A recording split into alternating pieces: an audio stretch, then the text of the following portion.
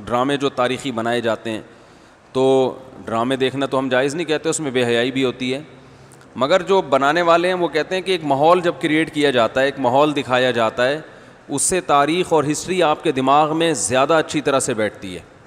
تو Tayyip Erdogan نے drama بنایا نا، ارطغرل بڑا مشہور ڈرامہ چل رہا ہے، بہت دنیا دیکھ رہی ہے، تو میں ڈراموں کو جائز نہیں کہتا، لیکن جو لوگ فلمیں دیکھ رہے ہیں پہلے سے بے حیائی کے کاموں میں پڑے ہوئے ہیں اور غلط چیزیں دیکھ رہے ہیں، تو ہم ان کو کم از کم یہ مشورہ دیتے ہیں کہ یار انڈین فلمیں دیکھنے سے بہتر ہے یا جو آج کل وہ ڈرامے جو ہمارے فیملی سسٹم کو تباہ و برباد کر رہے ہیں، جب تم نے دیکھنا ہی ہے تو کم از کم ایک کم درجے پر آ جاؤ نا، اس کو دیکھ لو، تو اس سے تو پھر بھی بہتر ہے کہ کم از کم تمہیں ہسٹری تو پتہ چلے گی، کم از کم تمہیں یہ تو پتہ چلے گا مسلمانوں کی تاریخ کیا تھی۔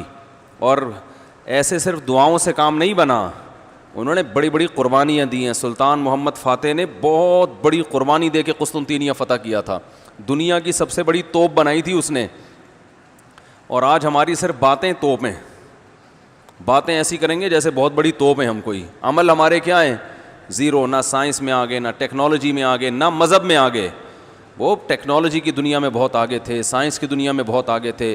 سلطان محمد فاتح نے جب قسطنطینیہ کو فتح کرنے کا ارادہ کیا، استنبول کو، نبی کی پیش گوئی تھی کہ میری امت میں جو طبقہ استنبول جو فتح کرے گا نا وہ جنتی ہے، تو صحابہ کے دور سے کوششیں ہو رہی تھیں، اور استنبول میں 1000 سال سے خلافت قائم تھی عیسائیوں کی، اور اسے کوئی فتح کر نہیں سکتا تھا۔ ابو ایوب انصاری رضی اللہ تعالیٰ عنہ گئے، وہ نہیں فتح کر سکے، ان کی قبر وہیں بنی، بڑے حملے ہوتے رہے، اتنی چوڑی دیوار میں نے خود دیکھی ہے، اس کی میں نے ویڈیو بھی بنائی تھی، اور اتنی لمبی دیوار شہر کے گرد کہ اس کو ناممکن اسباب کی دنیا میں، ایئر اٹیک تو ہوتے نہیں تھے نا اس زمانے میں، جانا تو پیدل فوج نہیں تھا، جائے گی کہاں سے بھائی، چڑھے گی کیسے اس پہ، سیڑھیاں لگا کے جو چڑھتے تو اوپر انہوں نے گرم تیل گرم ہوتا تھا، اس کے دیگ رکھے ہوئے ہوتے تھے، تو وہ دیگ الٹتے تھے تیل ڈال کے، کوئی چڑھ نہیں سکتا تھا، بہت زبردست ڈیفنس تھا، کوئی میلی آنکھ اٹھا کے دیکھ نہیں سکتا تھا، اور جتنی لڑائیاں ہوئی سب ناکام ہوئی تھیں۔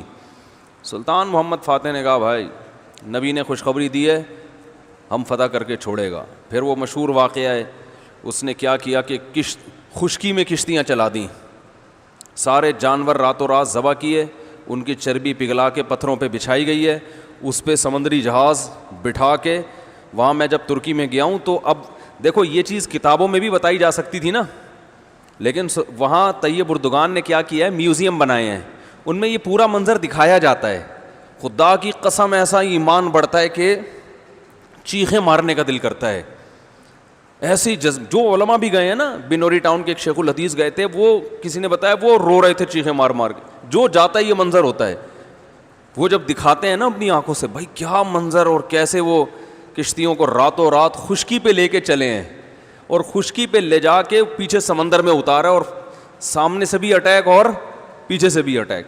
انگریزوں نے لکھا ہے، گوروں نے ہسٹری میں، کہ یہ اسباب کی دنیا میں ممکن نہیں ہے، بہت بڑا کارنامہ انہوں نے سر انجام دیا، اور راتوں رات۔ تو یہ ہماری تاریخ تھی جس کی وجہ سے ہمیں عروج ملا تھا، آج ہم صرف پیڑے کھا رہے ہیں، باتیں ٹھوک رہے ہیں بیٹھ کے، صحیح ہے نا، بزرگوں پہ طنز، علماء پہ اعتراضات، ایک دوسرے پہ کیچڑ اچھالنا، فرقہ پرستی، ان چیزوں میں ٹائم ضائع ہو رہا ہے، اور کوئی موٹیویٹ کرنے والا نہیں ہے، کوئی تعمیری کام کرنے والے لوگ بہت تھوڑے رہ گئے ہیں، اور ٹیکنالوجی کی طرف تو توجہ ہی نہیں ہے۔ یونیورسٹی میں جو لڑکا مذہب پہ چلتا ہے، سب کی بات نہیں کر رہا، ایجوکیشن میں سب سے پیچھے وہی ہوتا ہے، عام طور پہ اسی کی شکایتیں آ رہی ہوتی ہیں، یہ چونکہ نمازی ہے لہذا نمبر سب سے کم اس کے آتے ہیں، نمازی کے نمبر تو زیادہ آنے چاہیے بھائی، جو تبلیغ میں وقت لگاتا ہے اس کو تو ایجوکیشن میں زیادہ آگے ہونا چاہیے، یہ تو ہمارے مذہب کا حصہ ہے۔ صحابہ کرام نے جو ملکوں کے ملک فتح کیے، اور جو ہمارے تاریخ میں فاتحین ملتے ہیں، سب سے پہلا بحری بیڑا حضرت معاویہ نے بنایا ہے، سمندر پہ سب سے بڑی فوج جو اس وقت اتاری ہے وہ کس نے اتاری ہے؟ حضرت معاویہ رضی اللہ تعالیٰ عنہ نے، اور نبی نے پیشگوئیاں سنا دی تھی پہلے کہ سمندر کی لڑائی ہوگی، اس میں جو شہید ہوگا اسے میں جنت کی خوشخبری دیتا ہوں، اور آپ صلی اللہ علیہ وسلم نے سمندر میں شہید ہونے والے کو زیادہ بڑا شہادت کا درجہ عطا فرمایا۔ میں نے تو سمندری لڑائی کے فضائل پر احادیث جمع کی تھیں. ایک میرا بیان ٹوٹلی اسی پر ہوا تھا کہ سمندری لڑائی کتنی اہم ہے. نبی کو معلوم تھا میری امت سمندروں پہ بھی چلے گی. سمندر پہ چلنا ٹیکنالوجی کے بغیر ممکن ہے کیا؟ پھٹے لگا کے بیٹھ جاؤ گے اس پہ کہ ملاحوں کو بلاؤ گے یار تم مچھلیاں پکڑتے ہو دو چار پھٹے یہاں بھی, او بھائی لڑنا ہے اس پہ تو سامنے والا بھی لڑے گا.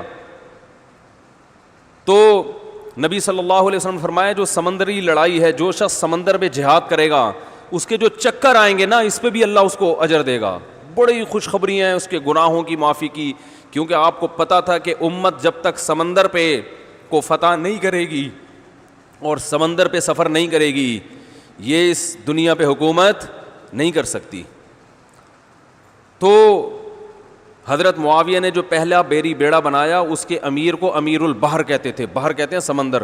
یہ امیر البحر کی ٹرم یہ انگلش میں منتقل ہوئی ہے جس کو ایڈمرل کہا جاتا ہے.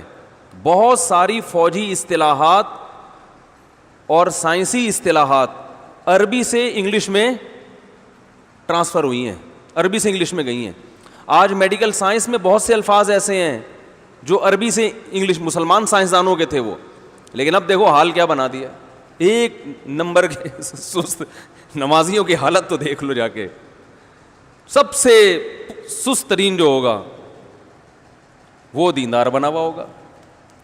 سب کی بات نہیں کر رہا, ڈاکٹروں میں ہم نے بڑے اچھے اچھے دیندار دیکھے ہیں, سائنسدانوں میں, ایٹمی سائنسدانوں میں تو دیندار زیادہ ہیں الحمدللہ, لیکن میجورٹی کی بات کر رہا ہوں کہ پتہ نہیں کہ ہمارے ذہن میں یہ کچھ ایسا کسی نے, شیطان نے بات ڈال دی ہے کہ ہم نے صرف جو ہے ایک طرف کو فوکس کیا ہوا ہے, دوسری طرف کو ہم نے بالکل نظر انداز کر دیا ہے. تو بھائی جس طرح سے دین کی تعلیم انتہائی ضروری ہے, اس کی کوئی اس کی اہمیت کی کمی کا انکار نہیں کر سکتا. انگریز جو تباہ ہو گئے نا, فیملی سسٹم تباہ ہو گیا, زنا معاشرے میں پھیل گیا, والدین اولڈ ہوم میں, وہ وجہ کیا؟ مذہب نہیں ہے نا, مذہبی تعلیم نہیں ہے. لیکن ہم جو معاشی لحاظ سے تباہ ہو گئے اور ترقی میں پیچھے رہ گئے, وجہ کیا ہے؟ مادے پہ محنت نہیں کی ہے. تو دونوں محنتیں ضروری ہیں. داؤد علیہ السلام کو روحانی ترقی بھی ملی اور اللہ نے آپ کے ہاتھ میں لوہا بھی پگھلایا.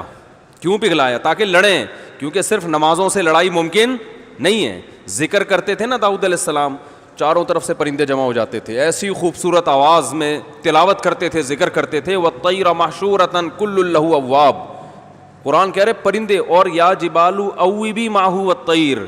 جب اللہ کا ذکر کر رہے ہیں پہاڑوں سے بھی لا الہ الا اللہ کی آوازیں آتی. یہ ذکر تھا, لڑنے کے لیے یہ نہیں ہے کہ اے داؤد ہم نے آپ کو ذکر بھی دیا اور آپ جو ہے روزے بھی رکھتے ہیں اور تہجد بھی پڑھتے ہیں, لہذا اب آپ کو تو اسلحہ بنانے کی ضرورت نہیں ہے, ویسے ہی فتح ہو جائے گی ایمان کی طاقت سے. نا نا نا نا نا, زرہیں بناؤ, قدر فی السرد, صحیح ہے نا, کڑیاں بناؤ, فوج تیار کرو. لڑائی کے لیے اصول بولتے کیوں نہیں بھائی, کچھ اور ہیں. تو دونوں چیزیں نہیں ہیں. داؤد علیہ السلام, سلیمان علیہ السلام کے گھوڑے بھی تو تھے, انہیں کیا ضرورت تھی گھوڑوں کی بھائی؟ کہتے میں اللہ کا اتنا عبادت گزار ہوں, میں اسباب اور وسائل کیوں, میں مصلی بچھاؤں گا, دعا مانگوں گا, ملک فتح ہو جائے گا. او بھائی گھوڑے رکھے ہوئے ہیں, صحیح ہے نا. ان کو پیار کرتے تھے گھوڑوں کو, کیونکہ اس زمانے میں گھوڑا اور ٹینک برابر تھے, بلکہ ہوائی جہاز تھا گھوڑا اس زمانے میں. تو جنگیں گھوڑوں کے بغیر نہیں ہوتی تھی, گھوڑے تیار کیے ہوئے ہیں. تو لڑے ہیں وہ لوگ اور اسباب اور وسائل اختیار کیے ہیں. آج ہم پیڑے کھانے والی باتیں کرتے ہیں اور پیڑے کھا رہے ہیں بیٹھ کے, اور سمجھتے ہیں کہ بس یہ قرآن خوانیوں سے اور آیت کریمہ سے مسائل کیا ہو جائیں گے حل. تو یہ بھی ضروری ہے بھائی, وہ بھی ضروری ہے. تو میں بتا رہا تھا کہ وہ جو ڈرامے کی بات کر رہا تھا, تو ماحول بنانا پڑتا ہے نا. تو طیب اردگان نے کیا کیا کہ کیونکہ جو لبرل لوگ ہیں وہ ایسے ڈرامے, ایسی فلمیں بنا کے نا نوجوان نسل کا دماغ خراب کر دیا انہوں نے. اتنا دیکھو, اب محمد بن قاسم کو بھی لوگوں نے ڈاکو کہنا شروع کر دیا ہے, معاذ اللہ. وہ شخص جو سندھ میں اسلام لانے کا ذریعہ بنا, اگر وہ ڈاکو تھا تو اس سندھ میں اسلام کون لے کر آیا؟ انگریز کہے گا تمہارے تو اسلام, جو بر صغیر میں اسلام آیا سندھ کے راستے سے, سندھ کو تبھی باب الاسلام کہا جاتا ہے نا. بر صغیر میں اسلام کہاں سے آیا ہے؟ سندھ کے راستے سے. پھر پورے انڈیا میں بھی پھیل گیا اور بنگلہ دیش, برما, کہاں تک پھیلا ہے. تو انٹری جو ہوئی ہے محمد بن قاسم کے ذریعے ہوئی ہے. پروپیگنڈا دیکھو, وہ بھی چور, وہ بھی معاذ اللہ وہ بھی ڈاکو, محمود غزنوی بھی ڈاکو. وجہ کیا ہے؟ جس کے ہاتھ میں میڈیا ہوگا نا چلے گی اور سنی اسی کی جائے گی, آپ جو کچھ بنا کے پیش کر دیں. تو طیب اردگان نے کہا بھائی ان کو انہی کی زبان میں جواب دینا ہے, ناول لوگ نہیں پڑھتے, رسالے نہیں پڑھتے لوگ. تو نوجوان طبقہ فلمیں ڈرامے دیکھتا ہے, تو اس نے کہا ڈرامہ بناؤں گا, اور ایسا بنا کے دکھایا کہ آج رپورٹیں یہ آ رہی ہیں بہت سے غیر مسلم مسلمان ہو چکے ہیں. تو میں عام لوگوں کو وہ ڈرامہ دیکھنے کا مشورہ نہیں دیتا, اس میں عورتیں بھی ہیں اور کچھ کہا جاتا ہے, میں نے نہیں دیکھا وہ ڈرامہ, بے حیائی کے مناظر بھی ہیں, لیکن میں ان لوگوں کو جو غلط چیزیں دیکھ رہے ہیں ان سے کہتا ہوں یار کچھ دیکھنا ہی ہے تو پھر ادھر دیکھ لو, جو نہیں دیکھ رہے وہ کچھ بھی نہ دیکھیں, وہ پھر اس کے بعد پھر آگے بھی جائیں گے, وہ یہ دیکھ کے پھر وہ ان کو شوق پیدا ہوگا ذرا فلمیں بھی دیکھیں. اور جو نہیں دیکھ رہے وہ تو بچے رہے ہیں, جو دیکھ رہے ہیں تو بری چیزیں دیکھ رہے ہیں تو بھائی یہ دیکھ لو پھر, تو اس سے کم از کم ایک کریٹو سوچ پیدا ہوگی تمہاری, اور کم از کم ایک تعمیری سوچ پیدا ہوگی, مسلمانوں کی ہسٹری کا تمہیں پتہ چلے گا. تو اردگان کی سوچ چونکہ یہ تھی اس لیے اس نے وہ کر دیا, اور اس سے بہت لوگ پریشان ہیں اس ڈرامے سے. یعنی اس سے جو اسلام دشمن قوتیں پوری دنیا میں پابندی لگانے کی کوشش میں لگی ہوئی ہیں. ابن تیمیہ رحمہ اللہ کا قول ہے نا, تمہیں باطل کی پہچان نہ ہو نا کہ حق کیا ہے اور باطل کیا ہے, تو دیکھ لو باطل کے تیروں کا رخ کس طرف ہے. سارے باطل جس کے پیچھے پڑے ہوئے ہونا سمجھ لو یہ کیا ہے, حق ہے, تو ان کو پتہ ہے اس کا اثر کیا پڑ رہا ہے. تو ماحول جو کریٹ کیا جاتا ہے, ماحول ایک قائم کیا جاتا ہے, اس سے جو لیسن ملتا ہے وہ ویسے زبانی سمجھانے سے نہیں ملتا.